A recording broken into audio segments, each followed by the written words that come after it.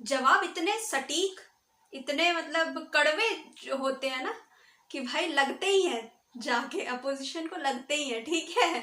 और जिसके लिए भी होते हैं उनको लगेंगे ही जाके, क्योंकि बिल्कुल सीधी कड़वी बात बोलते हैं। जय हिंद दोस्तों, मिक्स रिएक्शन की एक और नई वीडियो में आपका स्वागत है। आज जो वीडियो देखने वाले हैं, वीडियो का टाइटल है जोगी जी थग लाइफ। तो चलिए देखते हैं पाकिस्तानियों का रिएक्शंस क्या है। हर मुसीबत का सामना करने वाला एक शेर इस घर में पैदा हुआ है।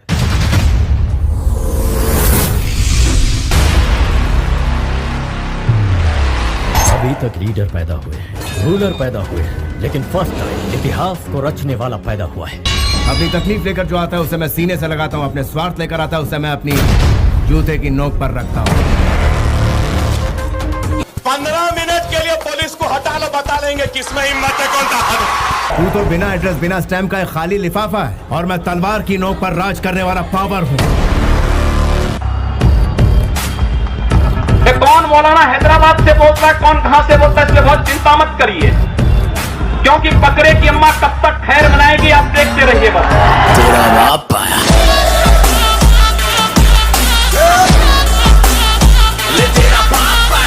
नमस्कार दोस्तों, आप सभी की रिक्वेस्ट पे मैं लेके आया हूँ योगी जी थग लाइफ। और ये थग लाइफ वीडियो अगर आपने 10 मिनट का देखा तो आप समझ जाएंगे कि इनसे बेहतर कोई नेता ही नहीं है आज की डेट में हिंदुस्तान में। 2017 में जब बीजेपी ने चुनाव जीता था तो बीजेपी के पास बड़े सारे विकल्प थे सीएम पद के लिए, लेकिन उन सारे विकल्पों में योगी जी का कहीं दूर दूर तक नाम नहीं था। और अगर आज की बात करूं तो योगी जी के अलावा बीजेपी के पास कोई विकल्प नहीं है, क्योंकि बहुत सारे नेता ये बोल रहे थे कि योगी जी के पास कोई प्रशासनिक अनुभव नहीं है, इन्होंने तो कभी ग्रुप की अध्यक्षता नहीं की, क्लास के मॉनिटर तक नहीं रहे, तो वो स्टेट क्या संभालेंगे। लेकिन उन्होंने जो संभाल के दिया है ना, और जो पिछवाड़े पे दिया है माफियाओं के, वो पूरा हिंदुस्तान के लिए एग्जाम्पल है। वीडियो दोस्तों एंड तक जरूर देखिए, क्योंकि एंड तक देखते देखते आप समझ जाएंगे कि योगी जी क्या हिंदुस्तान को बनाना चाहते हैं।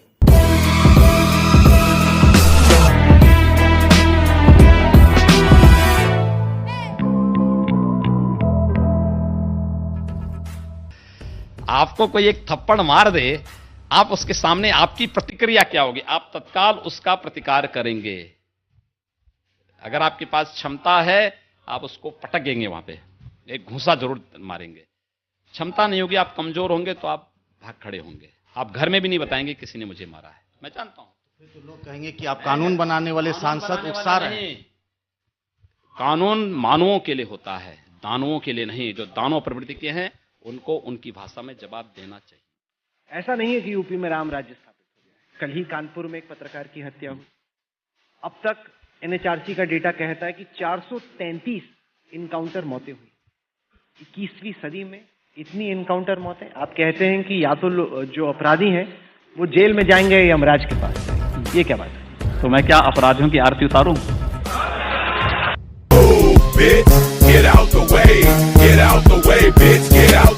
तो ये जो धमकी देते थे कि 370 समाप्त करोगे, खून की नदियां बहेंगी, हम कहते थे यार कुछ नहीं होने वाला। ये लोग कहते थे राम मंदिर के मुद्दे पर अगर फैसला हुआ खून की नदियां बहेंगी। मैं कहता था देखो भाई, कुछ एक मच्छर भी नहीं मरने वाला है, कुछ नहीं होगा। न्यायालय मेरिट के आधार पर फैसला करे, फैसले को लागू हम करेंगे। और किसी के माई के लाल पे हिम्मत है उत्तर प्रदेश में उपद्रव करके दिखा दे। वो करना चाहती ग्राइंड, मैं भी बैठा मस्ती में, खड़ी है बिहाइंड तो फिर आग लगी बस्ती में। बेबी आर यू फाइन, चुप करूं वाइन, कि तो इतनी हॉट है मैं क्रॉस करूं लाइन। वो करना चाहती ग्राइंड, मैं भी बैठा मस्ती में, खड़ी है बिहाइंड तो फिर। क्या आप कैमरे पे वंदे मातरम बोल सकते हैं? वो हम नहीं कह सकते, हमारे बड़े लोग ने मना किया है। टीवी में सुनाता ये बोल नहीं सकते। और वंदे मातरम कह देगा तो वो चलेगा नहीं मुसलमान को, वो सर कटा सकता लेकिन वो बात नहीं करेगा। कुछ आतंकी कुछ षड्यंत्र कर रहे थे, लेकिन आपने उनको यहीं पे पकड़ लिया। वैसे वे उत्तर प्रदेश में घुसते तो मैं उनको उत्तर प्रदेश की सीमा पे निपटा देता। अगर कोई आपको मारेगा, लेकिन अगर सामने दानव है तो अगर मारना एक हाथ से मारता है, दूसरा हाथ से इसका जवाब भी दीजिए। मैं एक सन्यासी हूं। अगर हमें शास्त्र के अन्याय किसी के साथ न हो, लेकिन हम अन्याय सहेंगे भी नहीं। मैं हमेशा गुमनामी के अंधेरे में खोया रहता हूँ, लेकिन इंसाफ के लिए अपनी जान की परवाह ना करते हुए सबसे आगे खड़ा रहता हूँ।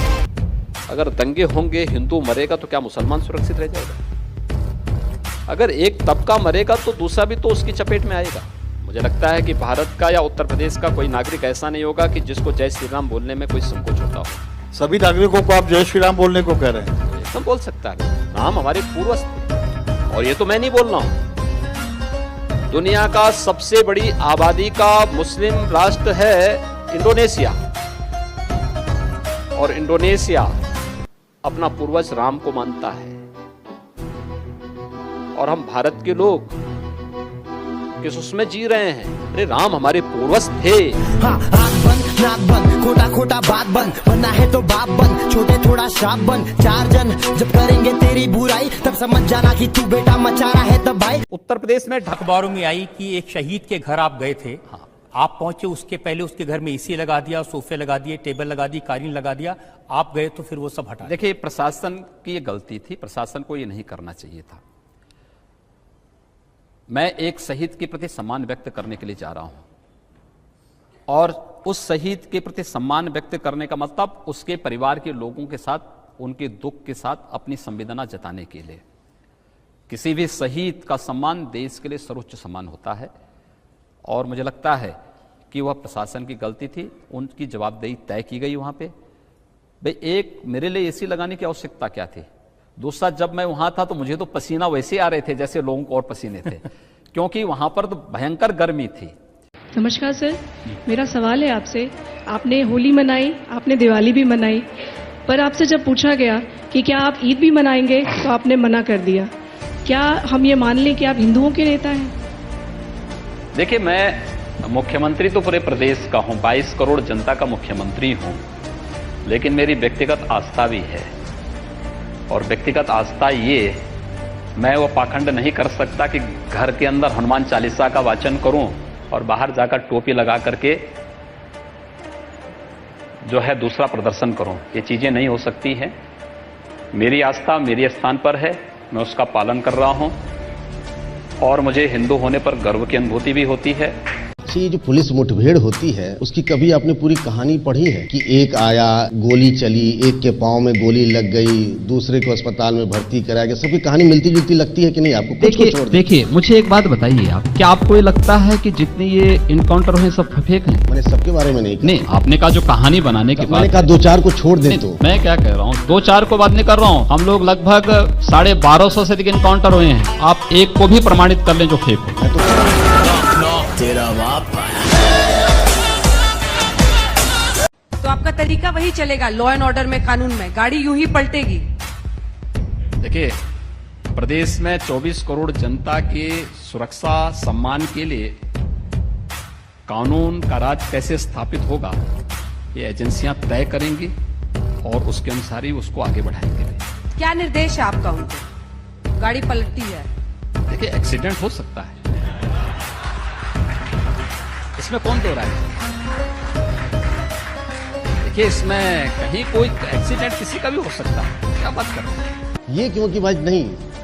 ये कौन सी बात है कि अपराधी गोली चलाएं और हम पुलिस वाले से कहें कि भाई तुम अपने हाथ बांधे रहो? मैंने ये नहीं। और जब गोली चल जाए तो उसके बाद जो है तब जाके तुम गोली चलाना? मैंने ये नहीं। कौन सी बात हुई? अगर सामने से गोली चल रही है तो पुलिस को पूरा अधिकार है कि गोली का जवाब वो गोली से दे। गोरखपुर को हिंदुत्व की लेबोरेटरी बनाकर रख दिया है। आप अलीनगर का नाम आर्यनगर रख देते हैं, उर्दू बाजार का हिंदी बाजार। ये कहाँ जाके रुकेगा आपका? बिल्कुल होना चाहिए, क्यों नहीं होना चाहिए? अतीत के गौरव के साथ वर्तमान को जुड़ना चाहिए। अली से गोरखपुर का मतलब कहां से है? आर्यों से है। उस अतीत के गौरवशाली पलों के साथ अगर वर्तमान समाज जुड़ता है तो मुझे लगता है कि उसके सामने ढेर सारी संभावनाएं होंगी। हम किसी संकीर्ण दायरे में चलने की बजाय हाईवे पे चलें, और हाईवे पे चलने का एक रास्ता तैयार किया जा रहा है। तो आप पर छत्रीवाद का और पता नहीं कौन कौन से बात का इल्जाम लगाते हैं। जो हम लोग जातियों का तमगा लेके, कथित श्रेष्ठता लेकर घूमते रहते हैं, उससे मुक्त हो। वो डोम राजा का प्रसंग बताएं, कैसे घटा, क्या हुआ? देखिए, आपको मुझे लगता है कि जिसकी जितनी बुद्धि होगी उतना ही सोचेगा। तेरा बाप आया। सिर पे टोपी पहन देने से धर्म नहीं हो जाता है।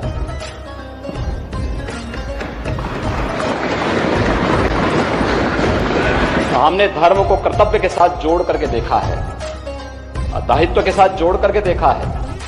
आखिर जिस कार्य के लिए 1990 में राम भक्त अयोध्या में जा रहे थे, जिन राम भक्तों को गोली मारी गई थी, जो लोग कहते थे कि परिंदा भी पर नहीं मार सकता, आखिर उन राम भक्तों की बात को देश के सर्वोच्च न्यायालय ने मोहर लगाई ना। आज आतंकवादियों को बिरयानी नहीं खिलाई जा रही है। ये बिरयानी खिलाने का शौक या तो कश्मीर के अंदर कांग्रेस को था, या फिर बिरयानी खिलाने का शौक शाहीन बाग जैसी घटना में केजरीवाल को है। हम कहना चाहते हैं जिन्हें पाकिस्तान प्यारा है वे पाकिस्तान में जाएं।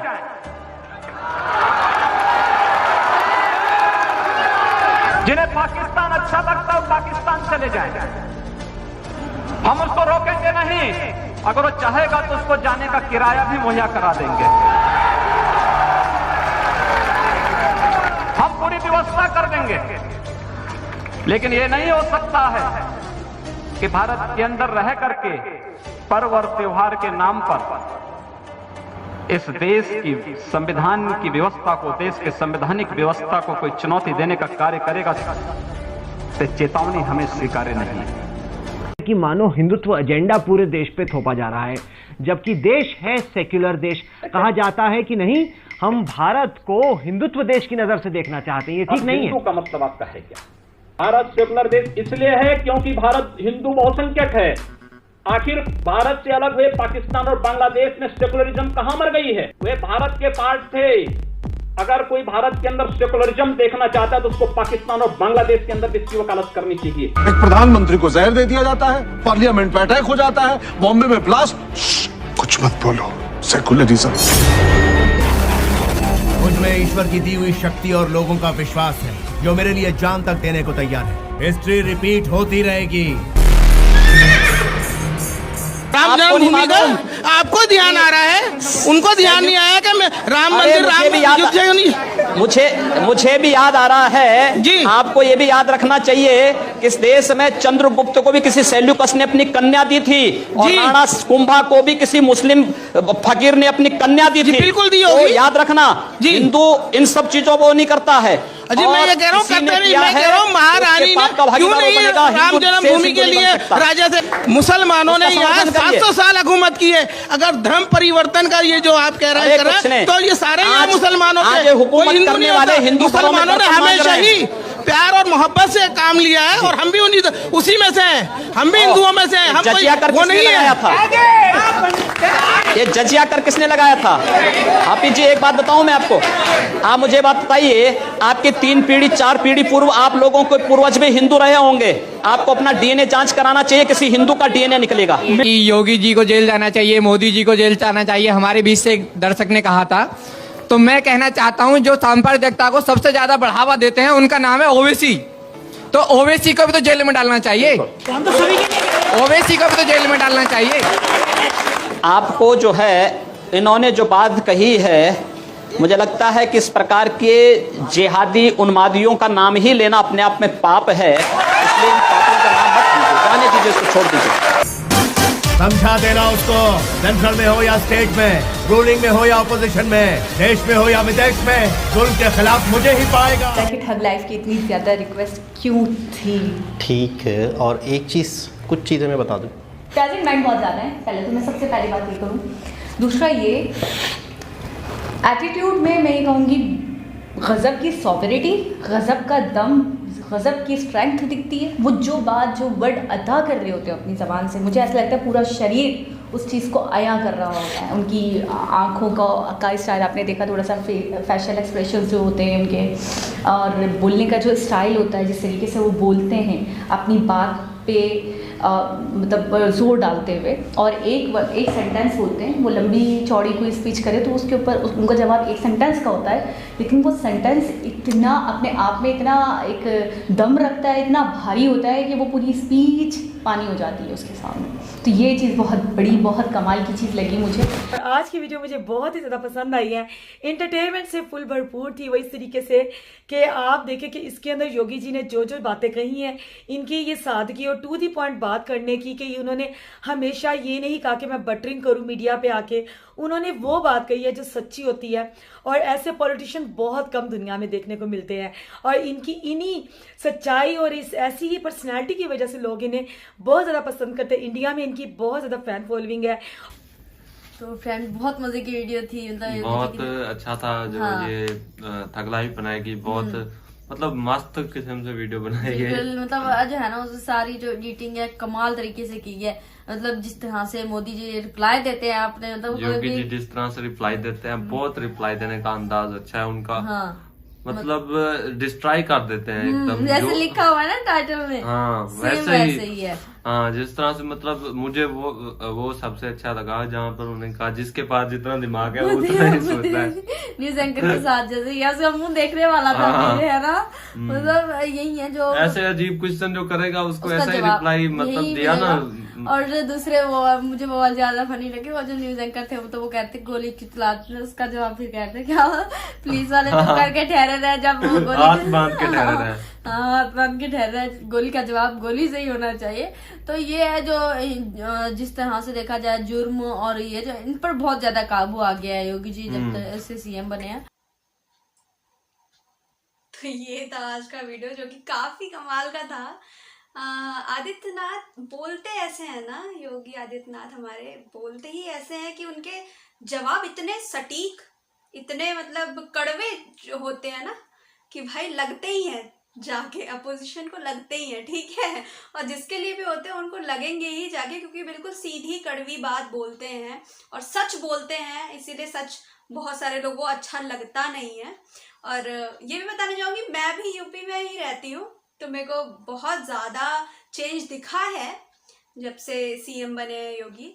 तो बहुत सारे चेंजेस आ गए हैं, अब लड़कियों के लिए, औरतों के लिए काफ़ी सेफ भी हो गया है।